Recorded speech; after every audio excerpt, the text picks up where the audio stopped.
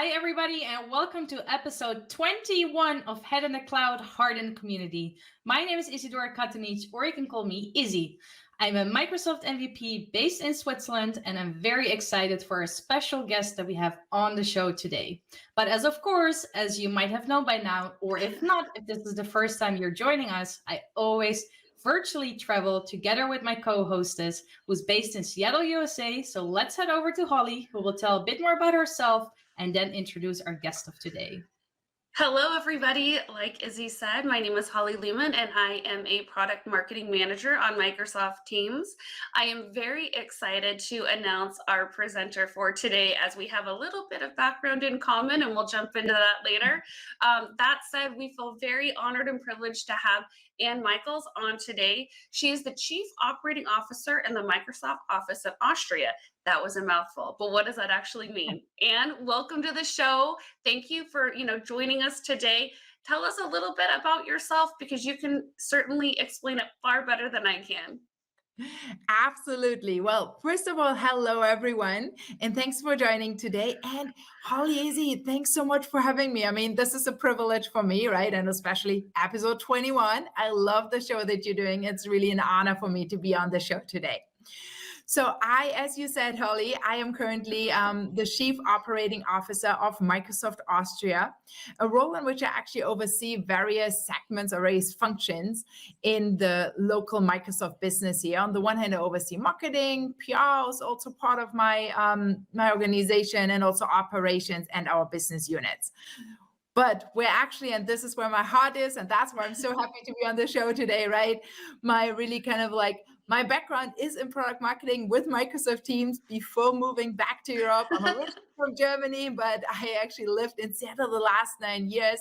And yeah, the last 5 years, right before moving back, I worked on the product marketing team for Microsoft Teams. I left right before you joined the team, Holly, so we missed each other on the team, but it's just been so much fun, right, to really see Microsoft Teams grow from an incubation product, from an incubation project where we had to really internally explain to everyone at Microsoft what it is and why they should care, right, to a product that is now empowering millions every single day around the entire globe.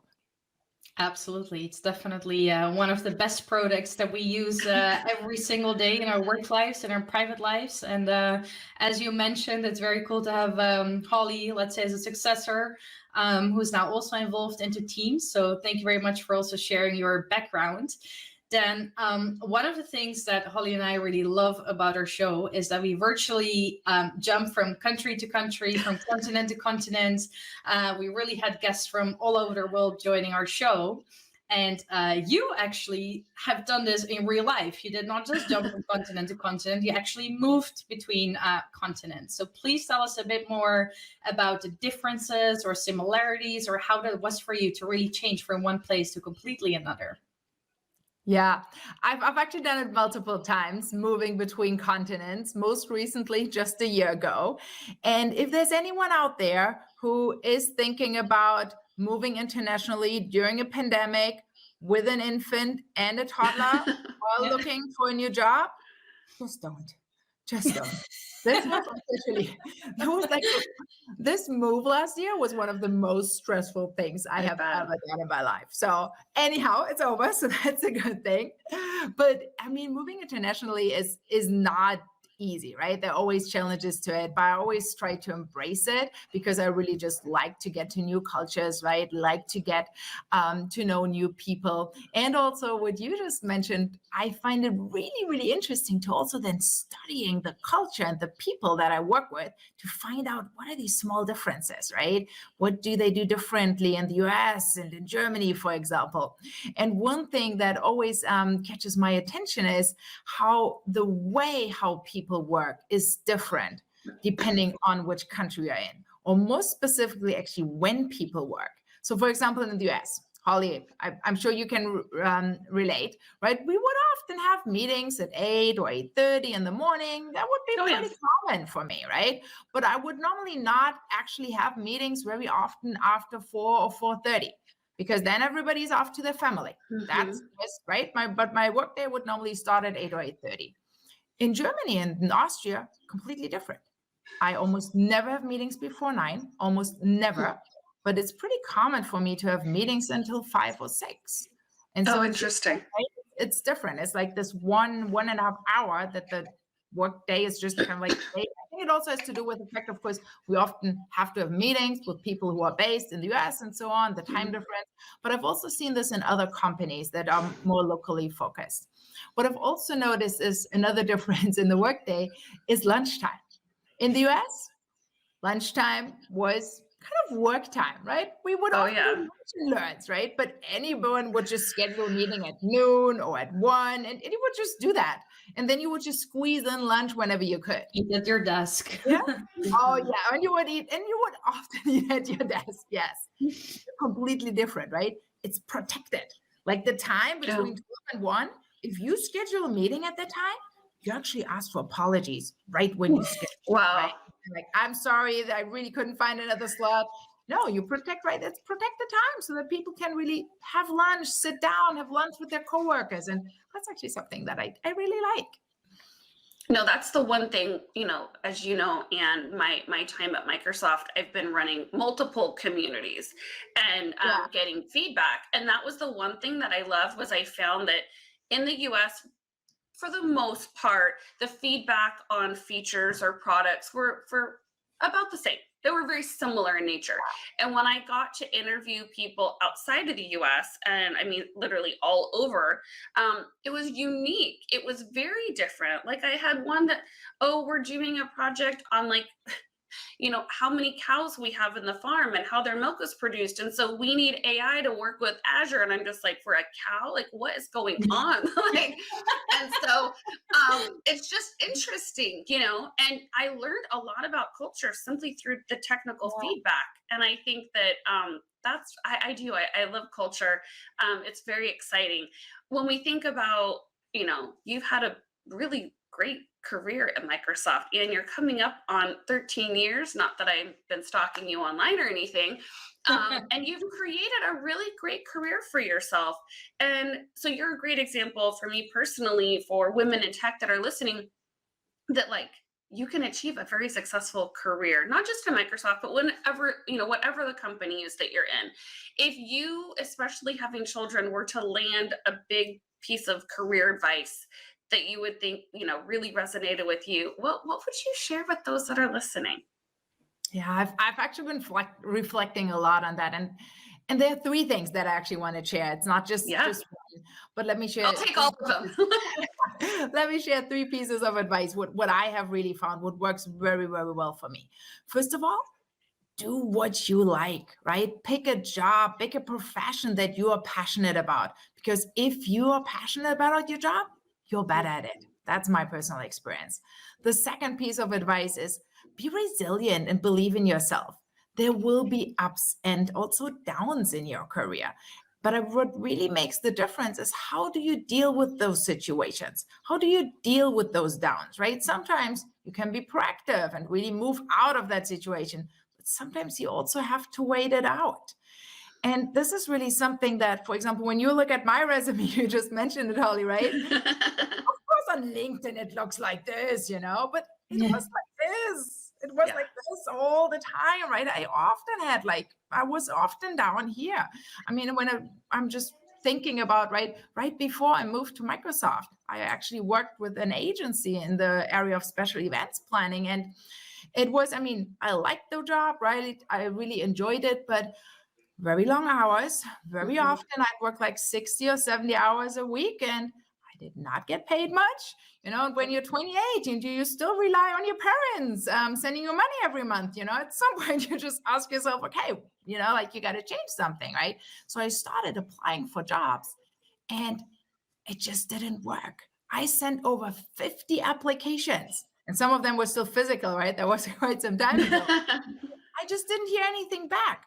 And then finally, there was one person who got back to me. It was actually Microsoft. And the rest is history. But it took me super, super long time. Or then actually, when I started with Microsoft, I didn't start with, as we call it, a full-time employee, but I started as not a vendor, but I had a short-term contract, a 2-year contract.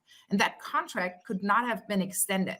So for 2 years, I didn't know, will I be able to actually stay with Microsoft or not, right? And there are a lot of these examples and a lot of these moments in my career. And that is just something that I want everyone to keep in mind, right? There are ups and downs. Every successful person has downs as well. It's about how do you deal with them and what do you learn from them. And then my last piece of advice is really network. Network. I'm not good at this. So that's why I know I have to focus on it. Meet people around you, build up relationships. When I look at my last 5 jobs, 3 out of these 5 jobs I got because of my network. 3, right? And it's not that you get a job because someone in your network says, oh, I have a job, I will hire you. No, that's not how this works, right?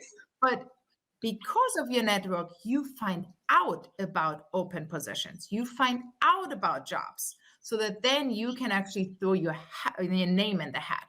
And that's why networking is so important.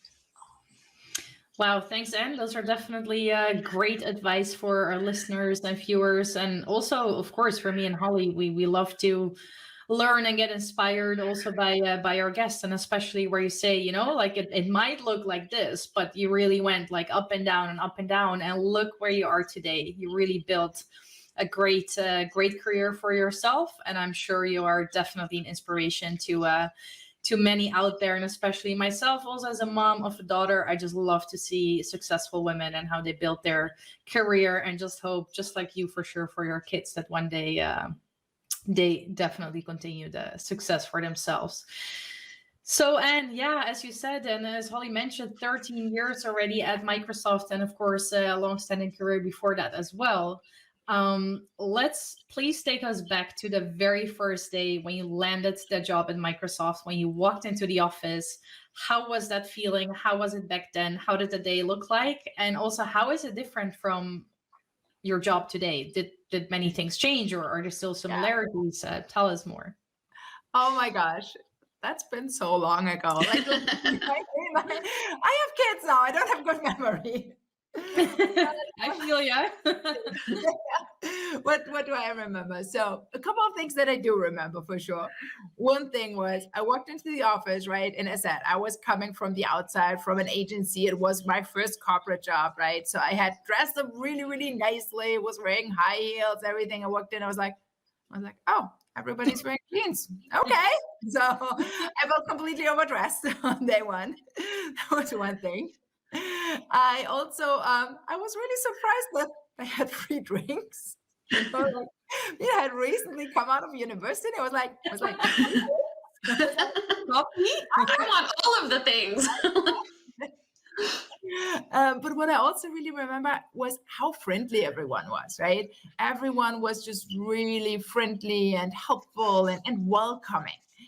You asked about what has changed, right? Because I've been with Microsoft, as you mentioned, for quite some time.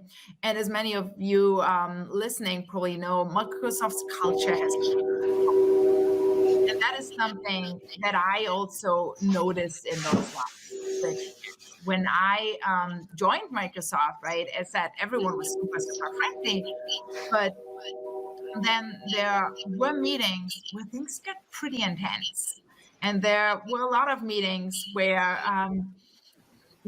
where I found myself where the tone was different.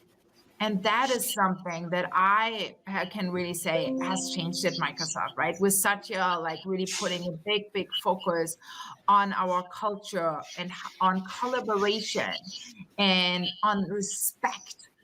That is what I now actually encounter in Microsoft every single day, that everyone is very respectful, really collaborative, and that there's such a strong focus now on diversity and inclusion, which I love. That is something that wasn't such a big part back in the day either. Well, I think if we're lucky enough and Satya Nadella listens to any of our episodes, I hope he listens to this one to hear what you just said. Satya, subscribe, like us. It's great. Come on our show. No, it is true. And like, that's how I felt. You and I have a lot of similarities in our career background. I'm, thinking back to when we first met, I started by networking with you. I reached out and said, hey, you don't know me, I don't know you, I'm a mom, you're a mom, do you want to meet for coffee? And so networking is really key. And at that time, you were the director of Microsoft Teams marketing. And now I get to be on that team. And I found out today that I really am your predecessor, meaning that you ran the What's New in Teams blog. It was your baby. And now I have the privilege of running it. And like you said, do what you love. I'm really loving what I do and connecting with community. But because I do now run the What's New in Teams blog, I do have a huge passion about all the cool new features. So I know you can't pick your favorite child, but if you were to pick one or two cool features that we've lit up, I mean, like I said, I'm triaging over 100 features a month. What's shipping, what's delayed, what's not, how has it changed, what's going on in the background. And so for our audience that's listening, like, what are some cool things that you like about Microsoft Teams?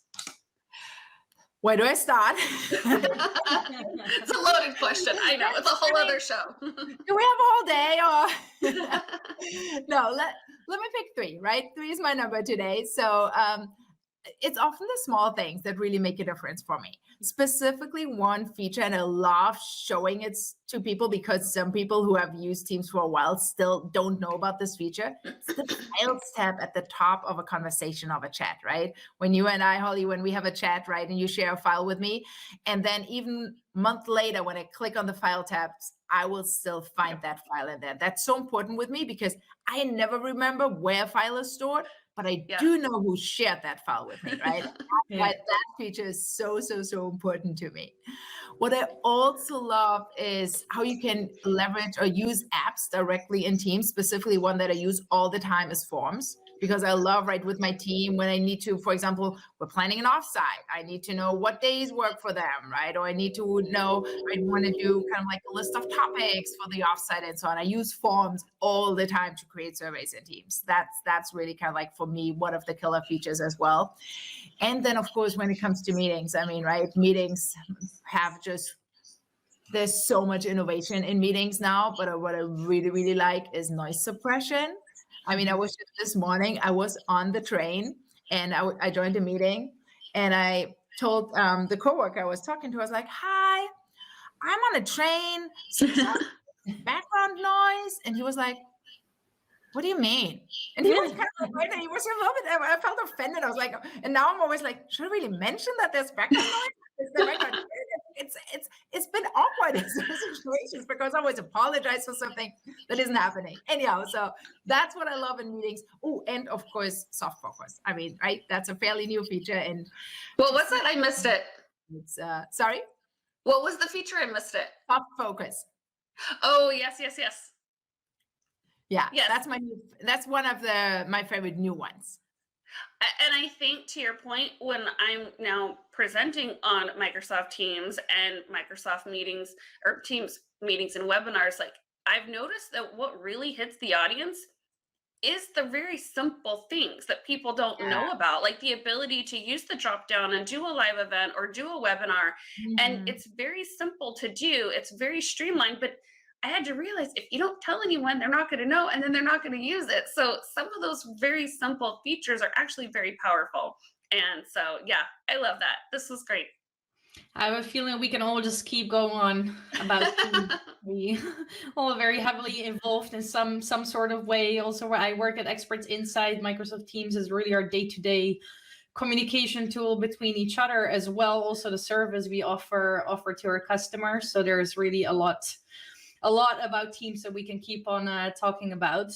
But so let's move away a little bit from the topic. Let's say we would not like Teams, any of us, and you could pick any job in the world that you could start tomorrow, and you would wake up fully skilled into that job. So it can really be anything, and you wake up with the power and you're suddenly super good at XYZ. What would that job be? Okay, I'm sorry, I'm boring, and I'm totally moving us back to the topic. But I would pick product marketing. It's just what I like doing. You know, I like working on the product. I like working with engineering. I like working with customers, and product marketing is really the sweet spot. And product marketing on Teams, you know, like me and Holly, it's a place to be. So That's right. Well, and even Maybe, my maybe you now just swap. boss. Like Holly comes here to Austria, then she would be like bordering with me. It would be close, and then Anne goes to Seattle, and we somehow just relate jobs. exactly. No, that was one thing that Stella, she is now our director of Microsoft Teams. Yeah.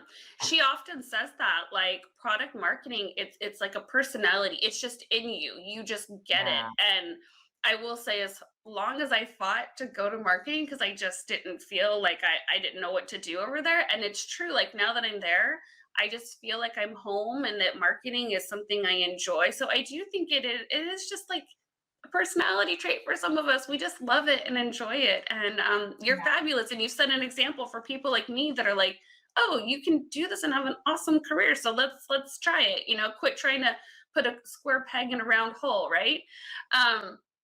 But the one thing that you've done recently that hits me as a mom of two, Izzy as a mom of one, and kind of the way I wanted to go out of the end of the show to really leverage your knowledge with people, you have been speaking a lot about managing your career and being a mama and the balance of the two. And so this is a super passionate topic for many people in the community. Tell us a little bit about that journey, why you do it. I mean, that's a side hustle. Like, this is for us, it's just something we love. Tell Yeah. us about your presenting and what got you started.